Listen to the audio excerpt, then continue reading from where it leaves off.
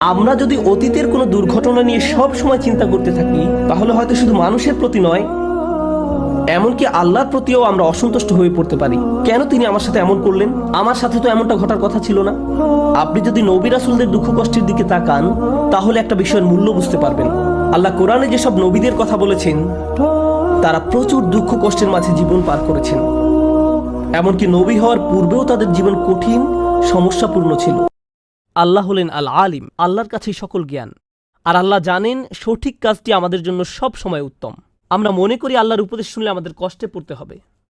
প্রকৃত ব্যাপার হলো অনেক সময় আল্লাহর কথা শুনলে আসলেই কষ্ট পেতে হয়। এটা জীবনের একটা বাস্তবতা। আল্লাহর কথা মান্য করলে কখনো কখনো অসুবিধায় পড়তে হয়, আরামে নয়।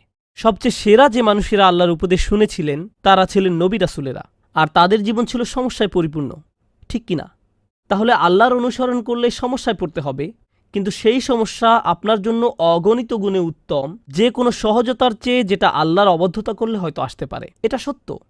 সত্য হলো যদি আপনি তার কথা না শুনেন এবং সহজ কোনো উপায় নিজের জন্য খুঁজে নেন, তখন আপনার হয়তো মনে হতে পারে আপনি ভালো আছেন, নিরাপদে আছেন, এটা আপনার জন্য উত্তম।